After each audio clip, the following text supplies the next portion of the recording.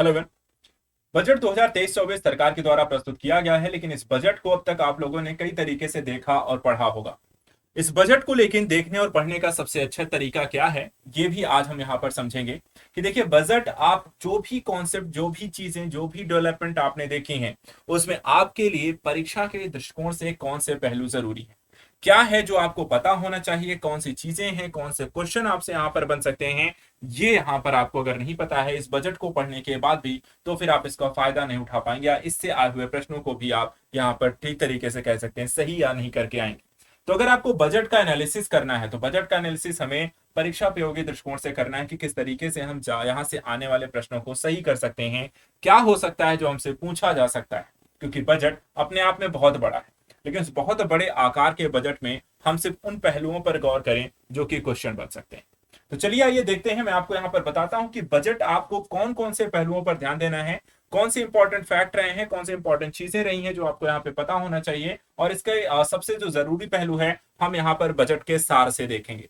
Budget का सार जो है यहाँ पर राजस्व प्राप्तियां, सरकार की पूंजी प्राप्तियां, कुल प्राप्तियां, व्यय, प्रभावी पूंजी व्यय, राजस्व घाटा, प्रभावी राजस्व घाटा, राजकोषीय घाटा और प्राथमिक घाटा, ये सब कुछ आपको सिर्फ यहीं पर दिया हुआ है। आपसे हमेशा यहां पर देखा जाए ये कॉन्सेप्ट भी आते हैं कि जैसे कि आपसे पूछ लिया जाता है कि राजस्व प्राप्तियां क्या होती हैं। राजस्व प्राप्तियों के अंतर्गत आता है सरकार का जितना भी कर राजस्व है और कर भिन्न राजस्व है, यहां पर आपको सरकार की राजस्व प्राप्तियां इनको मिलाकर के बनती हैं। और देखा जाए तो सरकार का राजस्व जो प्राप्तियां रही हैं 2022 23 और 24 के बजट में देखा जाए तो यहाँ पर सरकार ने उसके बारे में एक ब्यौरा यहाँ पर दे दिया है कि टोटल सरकार की यहाँ पर जो राजस्व प्राप्तियां हैं वो करीब 26,32,281 करोड़ रुपए यहाँ पे अनुमानित है। वहीं अगर पूछा जाए आपसे पूंजी प्राप्तियां क्या होती हैं, तो पूंजी प्राप्तियों के अंतर्गत तीन चीजें आती हैं: ऋणों की वसूली, अन्य प्राप्तियां, उधार और अन्य देयताएं, और इनको मिलाकर आपकी पूरी बनती है पूंजी प्राप्तियां। सरकार की देखिए पूंजी प्राप्तियां जो है यहाँ पर सरकार ने जो प्रस्तुत किया है वो करीब आपकी 18,70,816 करोड़ रुपए यहाँ पर बताया गया है। इसी तरीके से अगर हम कुल प्राप्तियों को जोड़ दें, कुल प्राप्तियों के अंतर्गत मतलब राजस्व प्राप्तियां और पूंजी प्राप्तियों को मिला करके देखा जाता है, और यहां पर सरकार को करीब 45,03,97 करोड़ रुपए की कुल प्राप्तियां हैं। जब प्राप्तियां होती है, देखिए सरकार जो आप प्राप्त करती है उसके साथ साथ सरकार व्यय भी करती है। तो सरकार यहां पर देखा जाए तो कुल व्यय यहां पर प्रदर्शित किया गया है, और कुल व्यय के अंतर्गत देखा जाए इसमें राजस्व खाते पर जितना भी व्यय करेगी सरकार और साथ ही साथ पूंजी खाते पर जितना व्यय करेगी उनको मिलाकर के आपकी कुल व्यय यहां पर निकल कर आती है। और सरकार देखा जाए यहां पर पूरा व्यय भी करने वाली था, जितनी आय है 45,03,97 करोड़ रुपए का यहां पर व्यय भी सरकार करने वाली है। अब यहां पर देखिए प्रभावी पूंजी व्यय का अगर आपको निकालना है तो प्रभावी पूंजी व्यय का मतलब होता है आपको दो चीजें यहां पर इसमें जोड़ दी जाती हैं। पहला कि पूंजी खाते पर सरकार कितना व्यय करने वाली है, और इसके साथ साथ पूंजी परिसंपत्तियों के सृजन हेतु सहायता जो अनुदान प्राप्त हुआ है उसको भी इसमें जोड़ दिया जाता है। और प्रभावी पूंजी जो व्यय है वो यहां पर देखा जाए 13,70,979 करोड़ रुपए यहां पर सरकार के द्वारा बताया गया इस साल के बजट में। इसी तरह राजस्व घाटा जब आपको पूछा जाए कि राजस्व घाटे का मतलब क्या होता है, तो राजस्व घाटा जब भी आपको निकालना है तो उसमें से आपको क्या कर देना है, राजस्व खाते में से जितनी भी उसकी आय हुई है सरकार की उसको उसमें से माइनस कर देना है। ब्याज भुगतान आप माइनस कर दीजिए, जो प्राप्त होगा वो आपका क्या हो जाएगा, राजस्व घाटा हो जाता है। और राजस्व घाटे को अगर देखें सरकार का यहाँ पर आपको 2 पॉइंट यहाँ पे परसेंटेज ज्यादा पूछे जाते हैं, और परसेंटेज अगर आप देखें तो 2022-23 के संशोधित अनुमान में ये 4.1 रहने का अनुमान है, जबकि 2023-24 के जो बजट है उसमें यहाँ पर रखा गया है कि 2.9% यहाँ पर सरकार का राजस्व घाटा रहने वाला है। इसके बाद आता है कि प्रभावी राजस्व घाटा क्या होता है। तो प्रभावी राजस्व घाटा का मतलब होता है कि सरकार के द्वारा जितना भी राजस्व घाटा हुआ है उनमें से आप यहाँ पर पूंजी परिसंपत्तियों के सृजन हेतु जो सहायता अनुदान सरकार को मिली है वो माइनस कर दीजिए, जो प्राप्त होगा वो आपका प्रभावी राजस्व घाटा होगा। और ये अनुमान लगाया गया है कि 1.7%, 2023-24 के बजट में बताया गया है कि 1.7% यहाँ पर रहने का अनुमान है हमारा प्रभावी राजस्व घाटा। सबसे ज्यादा जो होता है राजकोषीय घाटा आपसे पूछाता है, और राजकोषीय घाटा जब भी आपको निकालना हो तो उसमें आपको करना क्या है कि जितना भी कुल व्यय सरकार का है उसमें माइनस कर देना है क्या क्या चीजें, आपकी जितनी भी राजस्व प्राप्तियां हैं, ऋणों की वसूली हैं और अन्य प्राप्तियां हैं, इन तीनों चीजों को आप मिलाकर जोड़कर उसके बाद जो अंक आए उसको आप कुल यहाँ पे वैसे यहाँ पे माइनस कर दीजिए, जो प्राप्त होगा वो आपका राजकोषीय घाटा कहलाएगा। और सरकार का राजकोषीय घाटा जो है 5.9% यहाँ पर 5.9% रहेगा। ये कहा गया है 2023-24 के बजट के अनुसार। लास्ट में यहां पर आता है कि प्राथमिक घाटा क्या होता है। तो प्राथमिक घाटे को निकालने के लिए आपको कुछ नहीं करना है, आपको राजकोषीय घाटे में से यहां पर ब्याज भुगतान निकाल देना है। जो भी मिलेगा वो आपका प्राथमिक घाटा कहलाएगा और इसका 2.3% यहां पर रहने के अनुमान व्यक्त किए गए हैं। तो ये यहां पर आपका बजट का सार है। जो भी यहां पर सबसे ज्यादा जो कॉन्सेप्ट बेसिस चीजें आपको पूछी जाएंगी तो ये आपको मैंने यहां पे बता दिया है। ये सारा का सारा यहां पर आपको क्लियर हो गया। बाकी बजट को लेकर के यहां पे देखिए डेटा आपको प्रस्तुत किया गया है, अग्रिम अनुमान यहां पे बताए गए हैं, क्या सरकार कितना यहाँ पे खर्च करने वाली किन क्षेत्रों को लेकर के, तो वो सारणी भी यहाँ पर आपको बगल में दी गई है। दूसरी जो चीज यहाँ पर आपसे पूछी जाती है एग्जाम में कि सरकार को रुपए या इनकम की जो स्रोत होती है वो सबसे बड़े स्रोत के तौर पे कहां से उसके पास पैसे आते हैं। अर्थात एक एग्जांपल के तौर पे हमेशा 1 रुपए को अगर हम मानक मान लें कि 1 रुपया अगर मानक है, सरकार मान लीजिए 1 रुपया सरकार के पास आती है, तो 1 रुपए में जो होते हैं टोटल 100 पैसे, और 100 पैसे में कितना परसेंटेज कहां से उसको मिलता है। तो यहां पर अगर आप देखें तो सरकार को उधार और अन्य देयताओं के तौर पर 34 पैसे प्राप्त हो रहे हैं, निगम कर के रूप में 15 पैसे, आय कर के रूप में 15 पैसे हैं, सीमा शुल्क के रूप में 4 पैसे हैं, केंद्रीय उत्पाद शुल्क के रूप में 7 पैसे मिलते हैं, माल और सेवा कर और अन्य कर के तौर पे 17 पैसे, कर भिन्न प्राप्तियों के तौर पे 6 पैसे और ऋण भिन्न पूंजी प्राप्तियों के तौर पे 2 पैसे यहाँ पे प्राप्त होते हैं। तो सबसे बड़ी जो पूंजी यहाँ पर आपको देखने को मिलती है वो टॉप 3 में अगर हम देखें तो उधार और अन्य देयताएं हैं जो 34 पैसे यहाँ पे मिलते हैं।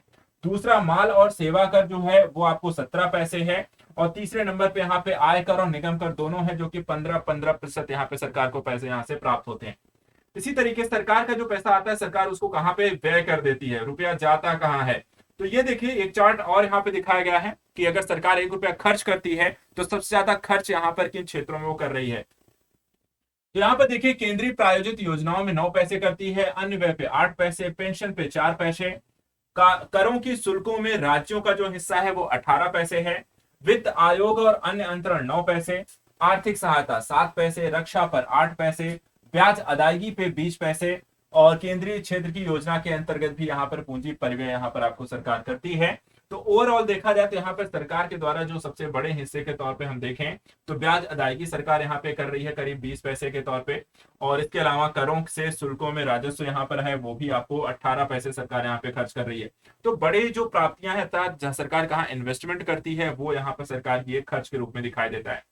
इसके बाद घाटे संबंधी जो डेफिसिट अभी हमने देखा है वो यहाँ पर आपको आंकड़े जैसे मैंने अभी डिस्कस कर दिया था, राजकोषीय घाटा, राजस्व घाटा, प्रभावी राजस्व घाटा और प्राथमिक घाटे के तौर पर 2023-24 के बजट में ये कितना अनुमानित है वो यहाँ पर अभी हमने ऑलरेडी डिस्कस कर लिया है। उसी को डेटा यहाँ पर भी दिखाया गया है कि राजकोषीय घाटा 2023-24 के बजट में 5.9% रहेगा, राजस्व घाटा जो है दर्शाया गया 2.9% रहेगा, प्रभावी राजस्व घाटा रहेगा 1.7% और प्राथमिक घाटा रहेगा 2.3%। इसी तरीके से वित्तीय राजकोषीय घाटे के जो सोर्सेज हैं यहाँ पे सरकार के बारे में वो सारे डेटा यहाँ पर सरकार दिया गया है कि सरकार कहां कहां किन किन क्षेत्रों में ये खर्च कर रही है, कितने पैसे यहाँ पे खर्च कर रही है। तो यहाँ पर वो सारे यहाँ पे अल्प बचत, राजस्व भविष्य निधियां, अन्य भविष्य निधियां, विदेशी ऋण और कुल यहाँ पर जो डेटा है वो यहाँ पर जोड़ करके उन्होंने यहाँ पे देखा है कि सरकार कहां कहां पर कितने कितने रुपए राजकोषीय घाटे के संदर्भ में यहाँ पे सरकार खर्च करती है। इसके साथ साथ जो अदर एक एस्पेक्ट यहाँ पे आता है कि सरकार सबसे ज्यादा किन क्षेत्र में इन्वेस्टमेंट करता है। सबसे ज्यादा जो सरकार अगर हम एनर्जी वाइज देखें या सेक्टर वाइज देखें, सरकार अपने बजट में सबसे बड़ा आवंटन किस क्षेत्र को करती है, सबसे बड़ा बजट किस क्षेत्र को देती है। तो आप यहाँ पर देख सकते हैं सरकार अपनी व्यय संरचना में सबसे ज्यादा जो पैसा भरती है वो इंटरेस्ट अर्थात ब्याज के रूप में सरकार पैसा भर रही है। उसके बाद दूसरा जो सबसे बड़ा पोर्शन आप यहाँ पे देखेंगे आपको ट्रांसपोर्ट में सरकार दूसरा सबसे ज्यादा यहाँ पे पैसा खर्च करती है। इसके अलावा डिफेंस और सब्सिडी जो कि फर्टिलाइजर, फूड और पेट्रोलियम के संदर्भ में सरकार देती है, ये आपको सरकार के बड़े खर्चे हैं। इसके बाद सरकार देखिए तो ट्रांसफर टू स्टेट अर्थात की राज्यों को जो हस्तांतरित करती है उसमें एक बड़ा खर्च सरकार कर रही है। फिर यहाँ पर आप देख लीजिए तो रूरल डेवलपमेंट में सरकार का एक बड़ा खर्चा आपको देखने को मिलता है। पेंशन में भी अच्छी खासी खर्च करती है, टैक्स एडमिनिस्ट्रेशन के संदर्भ में खर्च कर रही है, और इसके अलावा यहाँ पर आपको काफी सेक्टर में जो छोटे छोटे इन्वेस्टमेंट है या खर्च यहाँ पे सरकार कर रही है, जैसे होम अफेयर्स हो गए, अदर्स हो गए, एजुकेशन हो गया, एनर्जी हो गया, आईटी टेलीकॉम, हेल्थ, पीएम किसान, union territory, social welfare, other commerce industry हो गई, साइंटिफिक डिपार्टमेंट हो गए, अर्बन डेवलपमेंट हो गए, एग्रीकल्चर हो गए। 3 सेक्टर्स में भी सरकार खर्च कर, लेकिन सबसे बड़ा जो खर्च आप सरकार का देखते हैं वो यहाँ पर ब्याज के रूप में, ट्रांसपोर्ट, सब्सिडी और आपके डिफेंस, 4 जो सबसे बड़े सेक्टर हैं सरकार के खर्च के ये हैं। इसके बाद व्यय की जो प्रमुख मदें हैं, यहाँ पर किसको कितने परसेंटेज आप दिया गया है, तो आप देख सकते हैं सरकार ने 2021-22, 2022-23 और 2023-24 के 3 सालों की तुलना यहाँ दी गई है। सरकार सबसे ज्यादा खर्च किन सेक्टर्स में यहाँ पे कर रही है, तो आप यहाँ पे देख सकते हैं ट्रांसपोर्ट के सेक्टर पे सरकार ने बहुत सारा यहाँ पे खर्च किया है। ये लगातार बढ़ा भी है, 3.32 रहा, 3.9 रहा, और इस साल 5.17% यहाँ पर देखा जाए तो आपके खर्च लगातार इसमें बढ़े हैं। इसी तरीके से यहाँ पे दूसरा जो सबसे बड़ा खर्च यहाँ पे सरकार का है रूरल डेवलपमेंट के सेंटर पे, जहां पर आपको इस साल रूरल डेवलपमेंट पे सरकार ने खर्च को अपने कम जरूर किया है, पिछले साल के मुकाबले 2.43 से 2.38 पर लेकर आए हैं। इसी तरीके से आप एग्रीकल्चर और एलाइड एक्टिविटीज को अगर आप देखें तो यहाँ पे सरकार ने अपने खर्च को बढ़ाया है। पिछले साल ये 1.36 है, जिसे बढ़ा करके 1.44 कर दिया गया है। और क्या है, तो यहां पर आप देखिए इसके अतिरिक्त एजुकेशन सेक्टर पर सरकार ने इसे बढ़ा दिया है, 1 से लेकर 1.13 किया है। हेल्थ को भी यहां पर देखा जाए बढ़ाया गया, 0.77 से 0.89 किया गया है। अर्बन डेवलपमेंट को भी सरकार ने यहां पर देखा जाए तो ऑन एन एवरेज लगभग बराबर ही है, 0.75 था, इस साल 0.76 किया है। और सोशल वेलफेयर को देखा जाए तो यहाँ पर आपको 0.47 से बढ़ा करके 0.55 किया है। तो ओवरऑल अगर आप देखें तो यहाँ पर सरकार की जो मदों की प्रवृत्तियां हैं, इन सेक्टर्स में लगातार सरकार ज्यादा इन्वेस्टमेंट कर रही, ज्यादा खर्च यहाँ पे लगातार सरकार का बढ़ा है। और इस साल के बजट में भी इन्होंने अच्छा खासा यहाँ पे इन्वेस्टमेंट दिया है। राज्यों और संघ राज क्षेत्रों को कुल अंतरण की स्थिति भी आप देखिए तो ये भी लगातार बढ़ती हुई दिखाई दे रही है। ये 2023-24 में करीब 18.63 लाख करोड़ रुपए केंद्र से यहाँ पर यूनियन टेरिटरीज और स्टेट्स को यहाँ पर मिलने वाले हैं, जो पिछले साल 17.11 था, वो बढ़ करके यहाँ से इस साल रहेगा 18.63 लाख करोड़ रुपए। इसके अलावा संघ और राज्य क्षेत्रों के अंतरण संरचना को अगर हम देखें तो वो भी आप देख सकते हैं, ये बढ़ करके डिवोल्यूशन के संदर्भ में 10.21 हो गया है, स्कीम रिलेटेड के संदर्भ में यहाँ पर 6.76 और फाइनेंस कमीशन के ग्रांट के तौर पे 1.65। तो यहाँ पर ये अलग अलग माध्यम से जो यहाँ पर अंतरण किए जाएंगे, 3 आधारों पर यहाँ पर अंतरण उनको किए जाएंगे। जो टोटल 18 लाख करोड़ रुपए उनको स्थानांतरित करने हैं, वो 3 आधारों पर इनको स्थानांतरित किए जाने वाले हैं। इसके अतिरिक्त यहाँ पे कुछ फैक्ट को देख लें, क्या क्या रहा इस साल के बजट में जो इंपॉर्टेंट एस्पेक्ट के हमारे अभी तक तो हमने चित्रों के माध्यम से, ग्राफिक्स के माध्यम से कुछ आंकड़ों की एक प्रस्तुति को समझा है, देखा है। अब मैं आपको कुछ डेटा यहाँ पे बताऊंगा, कुछ इंपॉर्टेंट न्यूज यहाँ पर जो फैक्ट है आपके। सबसे पहली चीज देखिए, यहाँ पे एक ब्लूप्रिंट है, अमृत काल के विजन के तौर पर इस साल के बजट को प्रस्तुत किया जा रहा है, जिसे यहाँ पर एक सशक्त और समावेशी अर्थव्यवस्था को विकसित करना है। एक ऐसी ब्लूप्रिंट आप कह सकते हैं भारतीय अर्थव्यवस्था के संदर्भ में कि जो इन फ्यूचर के संदर्भ में ज्यादा मजबूत हो और साथ ही साथ समावेशी हो। इसमें यह भी कहा गया है कि इस साल के 4 रूपांतरकारी अवसरों पर त्रिआयामी फोकस अमृतकाल जो है मुख्य आधार बनाया गया है। पूंजीगत निवेश को 33% से बढ़ाकर 10 लाख करोड़ रुपए यहां पर किया गया है, 33% यहां पर बढ़ाया गया है पूंजीगत निवेशों में। प्रभावी पूंजीगत व्यय जो है जीडीपी का 4.5% इस समय हो गया है, और राजकोषीय घाटा जो है 23-24 में जीडीपी का 5.9 रहने का अनुमान है। वहीं वास्तविक जीडीपी वृद्धि दर 2022-23 में करीब 7% रहने के अनुमान दर्ज किए गए हैं। इसमें निर्यात वृद्धि दर वित्त वर्ष 2022-23 में 12.5% रहने के अनुमान भी जताए गए हैं। इसके साथ साथ कुछ और फैक्ट हैं, जैसे कि उच्च मूल्य वाली बागवानी फसलों के लिए गुणवत्तापूर्ण पौध सामग्री की उपलब्धता बढ़ाने के लिए 2200 करोड़ रुपए के परिव्यय के साथ आत्मनिर्भर स्वच्छ पौध कार्यक्रम यहां पे शुरू किए गए। 157 नए नर्सिंग कॉलेज खोले जाएंगे। पीएम आवास योजना का परिव्यय 66% यहां पर बढ़ाकर 79,000 करोड़ रुपए से अधिक कर दिया गया है। वहीं रेलवे के लिए 2.40 लाख करोड़ रुपए का अब तक का सर्वाधिक पूंजीगत परिव्यय प्रदान किया गया। प्राथमिकता के क्षेत्र के ऋणों में आई कमी का उपयोग करके शहरी अवसंरचना विकास कोष बनाया जाएगा, और 10,000 करोड़ रुपए के कुल व्यय से गोवर्धन योजना के करीब 500 नए कचरे से संपदा संयंत्र यहां पर आपको स्थापित किए जाएंगे। इसके साथ साथ 10,000 जैव कच्चा माल संसाधन केंद्र स्थापित किए जाएंगे, जिससे राष्ट्रीय स्तर पर वितरित सूक्ष्म उर्वरक और कीटनाशक विनिर्माण नेटवर्क भी आपका बनेगा। इसके अतिरिक्त मंत्री कौशल विकास योजना 4.0 शुभारंभ किया गया। केंद्रीय बजट को व्यक्तिगत आयकर पर एक व्यापक राहत इस साल दी गई है, और नई कर व्यवस्था के तहत नए स्लैब भी यहां पर घोषित किए गए। नई कर व्यवस्था के तहत 7 लाख रुपए तक की कुल आय वाले निवासी व्यक्ति को कोई आयकर नहीं देना होगा, और नई कर व्यवस्था के तहत वेतन भोगी व्यक्तियों को 50,000 रुपए की मानक कटौती भी यहां पर उपलब्ध होगी। व्यक्तियों एवं HUF के लिए नई कर व्यवस्था एक डिफॉल्ट व्यवस्था होगी और गैर सरकारी वेतनभोगी कर्मचारियों के सेवानिवृत्त होने पर अवकाश नकदीकरण कर छूट सीमा बढ़ाकर 25 लाख रुपए तक कर दी गई है। सहकारी क्षेत्र के लिए अनेक प्रस्तावों की भी यहां पर घोषणा की गई है। अप्रत्यक्ष कर संबंधी प्रस्तावों का उद्देश्य निर्यात को प्रोत्साहित करना, देश को विनिर्माण को बढ़ावा देना, घरेलू मूल्यवर्धन में वृद्धि करना और हरित ऊर्जा एवं गतिशीलता को प्रोत्साहित करना रहा।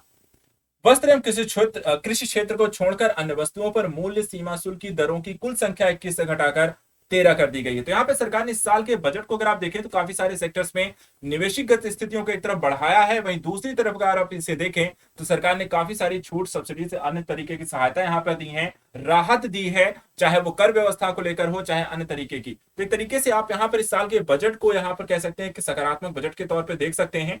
इसके अलावा अप्रत्यक्ष कर संबंधी प्रस्तावों के उद्देश्य निर्यात प्रोत्साहित करना रहा, विनिर्माण को बढ़ावा देना, सेम फैक्ट है यहाँ पर, सेम पेज से आगे आते हैं। यहाँ पर अब कुछ और इंपॉर्टेंट एस्पेक्ट को हम यहाँ पर देखेंगे। उपलब्धियों के तौर पे सरकार ने पिछले 2014 से 2023 तक के 9 सालों में सरकार ने क्या हासिल की है उसके बारे में भी इस साल के बजट में यहाँ पे दर्शाया गया। आपके एग्जाम के दृष्टिकोण से परीक्षा उपयोगी हो सकती है, क्योंकि पिछले 9 सालों के इस तरह के बजट में जब आपको एक जगह मिल जाती है तो एक दशकीय वृद्धि को आधार बनाकर भी आपसे क्वेश्चन पूछे जा सकते हैं। तो यहाँ पर देखें, पिछले 9 सालों में देखा जाए तो भारत दुनिया की 10वीं से 5वीं सबसे बड़ी अर्थव्यवस्था के तौर पे बन गई है। स्वच्छ भारत मिशन के तहत हमने 11.7 करोड़ घरेलू शौचालयों का निर्माण किया है। वहीं उज्ज्वला योजना के तहत 9.6 करोड़ LPG कनेक्शन दिए हैं। 102 करोड़ लोगों का 220 करोड़ कोविड टीकाकरण हुआ है। पीएम जनधन योजना के तहत 47.8 करोड़ बैंक खाते खोले गए। पीएम सुरक्षा बीमा एवं पीएम जीवन ज्योति योजना के तहत 44.6 करोड़ के व्यक्तियों का यहां पर बीमा किया गया। पीएम किसान सम्मान निधि के तहत 11.4 करोड़ से अधिक किसानों को यहां पर देखा जाए तो 2.2 लाख करोड़ रुपए की नगद स्थानांतरण किए गए हैं। वहीं दोगुने से ज्यादा यहां पर बढ़त के साथ प्रति व्यक्ति आय करीब 1.97 लाख यहां पर हो चुकी है। देखिए, इस साल के बजट में एक अमृत काल के विजन के तौर पर सशक्त एवं समावेशी विकास को यहां पर एक कह सकते हैं समावेशी अर्थव्यवस्था को प्राथमिकता दी गई है, जिसमें युवा वर्ग पर विशेष जोर देते हुए नागरिकों के लिए अवसर उपलब्ध कराना, रोजगार सृजन में वृद्धि करना और मजबूत एवं स्थिर वृहद आर्थिक वातावरण को यहां पर आगे बढ़ाने पर काम किया जाएगा। देखा जाए तो यहां पर सप्तऋषि के संदर्भ में बजट में 2023-24 की 7 प्राथमिकताएं भी यहां पर दर्ज की गई हैं। देखिए, ये अमृत काल के 7 समावेशी यहां पे आपको कह सकते हैं एक समावेशी विकास को हासिल करना है। सप्तऋषि के तौर पर बजट में इन्हें प्राथमिकता दी गई है। वित्तीय क्षेत्र, इसके साथ साथ युवा शक्ति, हरित विकास, क्षमता का विकास, अवसंरचना पर निवेश और आखिरी व्यक्ति तक पहुंच, ये 7 लक्ष्यों के साथ सप्तऋषि के इसमें इन्हें बोला गया है। और यहां तक आपको बजट की ये प्राथमिकताएं कि इनके माध्यम से अपने बजट को क्या कहते हैं इन लक्ष्यों को यहां पर हमें पूरा करना है। अब देखा जाए तो इन्हीं सेक्टर्स में सरकार ने क्या क्या घोषणा की है वो हम यहाँ पर समझ सकते हैं, जो समावेशी विकास को सरकार प्राप्त करना चाह रही है। समावेशी विकास के लिए देखिए, कृषि क्षेत्र को यहाँ पर सरकार ने अधिक ऋण वित्त वर्ष 2022 में 146 करोड़ रुपए यहाँ पे प्रदान किए। ग्रामीण क्षेत्रों में नवाचार स्टार्टअप को प्रोत्साहन देने के लिए कृषि वर्धक नीतियों को घोषित किया गया है। उच्च मूल्य वाली बागवानी फसलों को प्रोत्साहन देने के लिए आत्मनिर्भर बागवानी स्वच्छ पौध कार्यक्रमों की शुरुआत की गई है। पशुपालन, डेयरी, मत्स्य क्षेत्र के लिए 20 लाख करोड़ रुपए ऋण का एक लक्ष्य रखा गया है। अतिरिक्त भंडारण क्षमता का निर्माण करना और भारत को श्री अन्न अर्थात मोटे अनाज के वैश्विक केंद्र बनाने में सहयोग देना। इसी तरह स्वास्थ्य के क्षेत्र में अगर हम देखें तो स्वास्थ्य व्यय में वृद्धि वित्त वर्ष 2023 में जीडीपी का 2.1% किया गया। सिकल सेल एनीमिया उन्मूलन मिशन की शुरुआत की गई है, जिसमें आपको देखा जाए तो लोगों को जो ब्लड हो आपका देखा जाए आरबीसीज होती हैं वो हंसिए के आकार की यहाँ पर हो जाती हैं, अर्थात पूर्ण गोले के आकार की नहीं रह जाती हैं। इसमें 157 नर्सिंग कॉलेजों की यहाँ पर स्थापना की गई है। चुने गए ICMR लैब के माध्यम से सरकारी और निजी संयुक्त चिकित्सा अनुसंधानों को प्रोत्साहन देना और फार्मास्यूटिकल अनुसंधान को बढ़ावा देने के लिए नए कार्यक्रम की यहाँ पर शुरुआत की जाएगी। इसके साथ साथ अगर हम देखें, शिक्षा और कौशल तक पहुंच के लिए भी समावेशी विकास को इसमें प्राथमिकता दी गई है, जिसमें शिक्षा के व्यय में वृद्धि वित्त वर्ष 2023 की जीडीपी का 2.9% किया गया। वहीं जिला शिक्षा और प्रशिक्षण संस्थानों के लिए अध्यापकों के प्रशिक्षण को पुनः परिकल्पित किया जाएगा। बच्चों और किशोरों के लिए राष्ट्रीय डिजिटल लाइब्रेरी की स्थापना करना, राज्यों को पंचायतों और वार्ड स्तरों पर प्रत्यक्ष लाइब्रेरी बनाने के लिए प्रोत्साहित करना और लाखों युवाओं को कौशल प्रदान करने के लिए PMKVY 4.0 की शुरुआत भी इसमें शामिल है।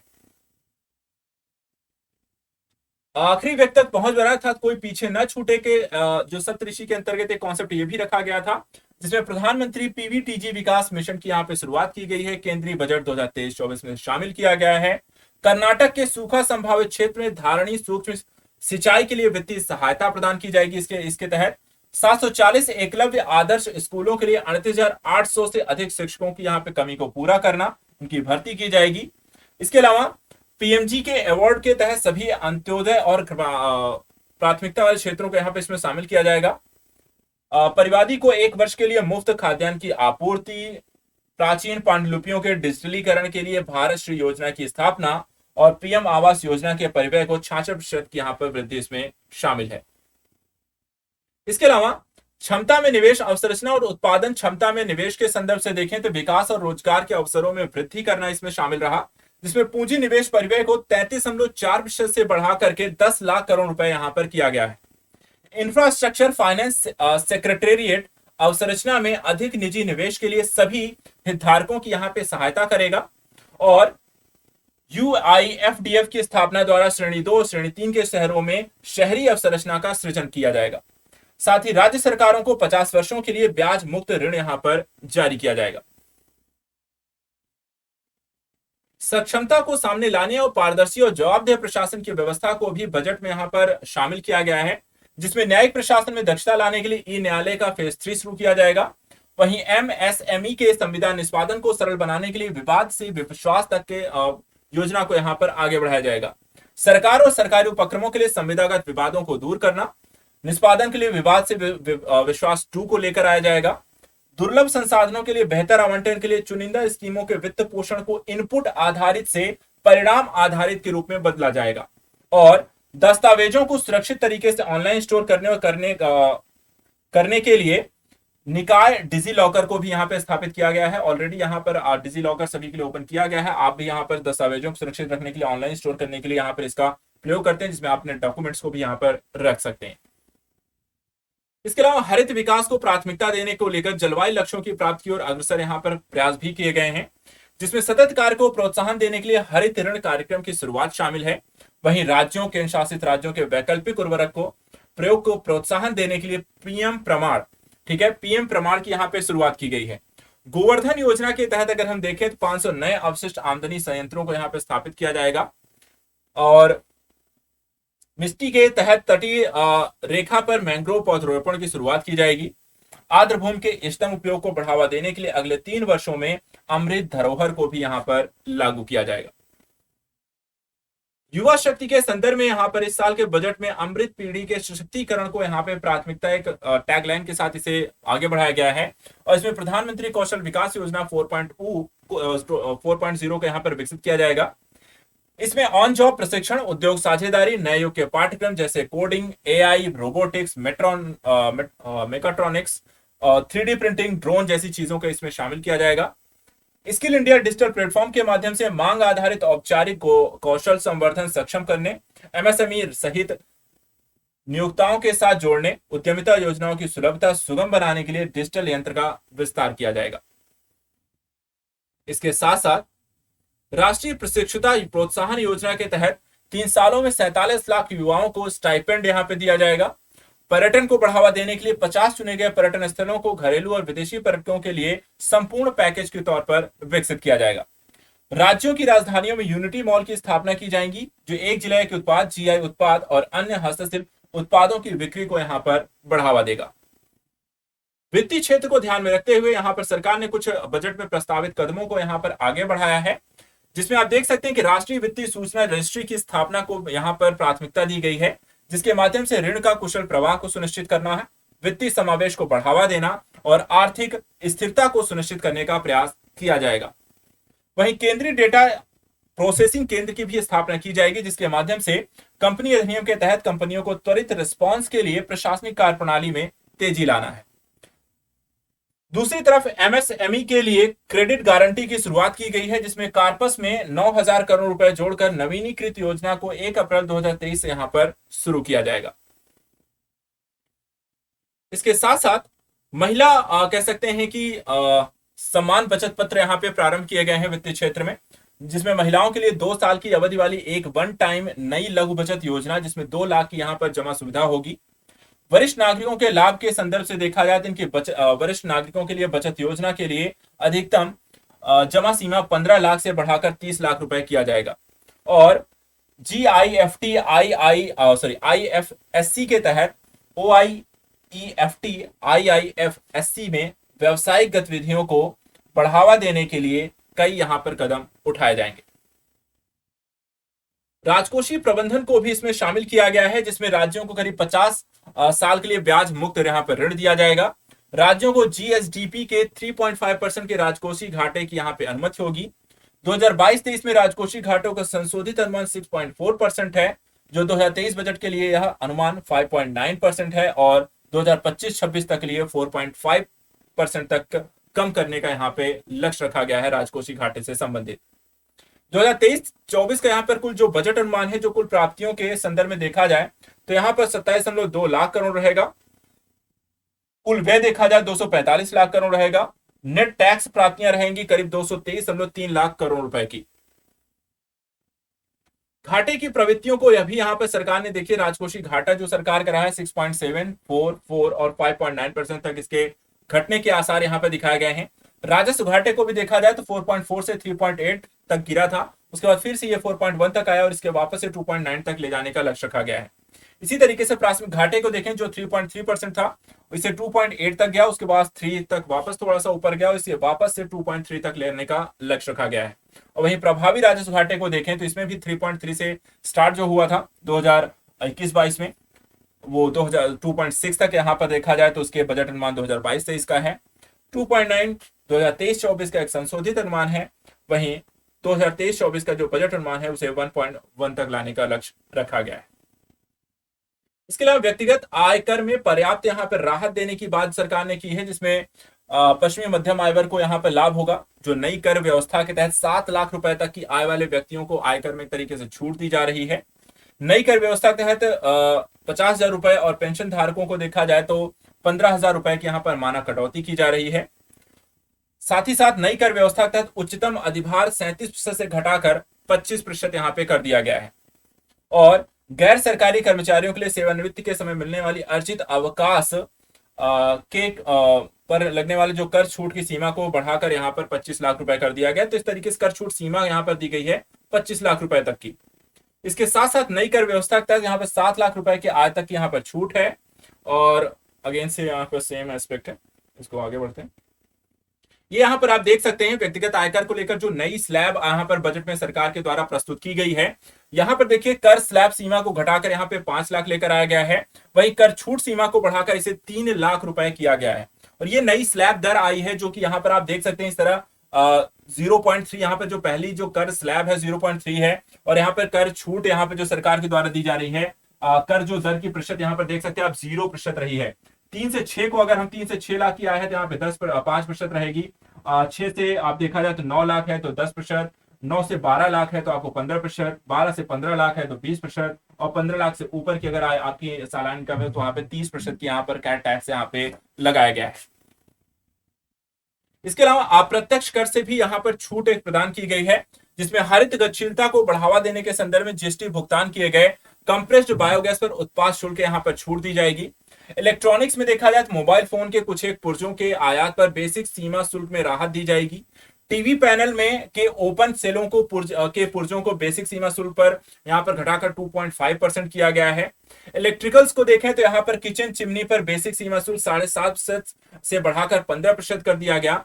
वहीं चिमनी हीट बॉयल आदि पर यहां पर देखा जाए तो आयात शुल्क 20% से घटाकर 15% किया गया है। वहीं आपका रसायन और पेट्रो रसायन पे अगर हम देखें तो रसायन और पेट्रो रसायन पर बेसिक सीमा शुल्क में छूट दी गई है, और एसिड ग्रेड फ्लोर्स पार पर बेसिक सीमा शुल्क 5% से घटाकर 2.5% की गई है। इसी तरीके से समुद्री उत्पादों को लेकर अगर हम देखें तो यहां पर श्रिम्प फीड के घरेलू विनिर्माण के लिए मुख्य इनपुट पर शुल्क में कमी की गई है। प्रयोगशाला में जो निर्मित आपके हीरे हैं इनके विनिर्माण में प्रयुक्त बीजों पर सीमा शुल्क को यहां पर घटाया जाएगा। बहुमूल्य धातुओं को देखें तो सोने और प्लेटिनम से बने सामानों पर सीमा शुल्क में यहाँ पर वृद्धि की गई है। वहीं चांदी से निर्मित डोरे, बार और सामानों पर आयात शुल्क में यहाँ पर आपको वृद्धि की गई है। इसके साथ साथ सम्मिश्रित रबर को अगर हम देखें तो यहाँ पर सम्मिश्रित रबर पर बेसिक सीमा शुल्क को 10 से बढ़ाकर 25% किया जाएगा।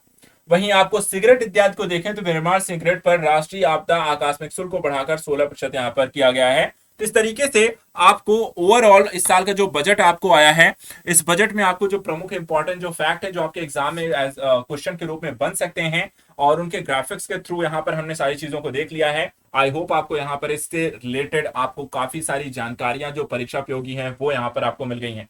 इस बजट को एक बार और अपने स्तर पर रिवीजन के संदर्भ से भी इन फैक्ट को जरूर देख लीजिएगा, क्योंकि परीक्षा उपयोगी से यहाँ पर आपको काफी सारे इंपॉर्टेंट फैक्ट हैं और आपको एग्जाम में पूछे जा सकते हैं। तो आज के लिए इतना ही। Thank you so much and good luck.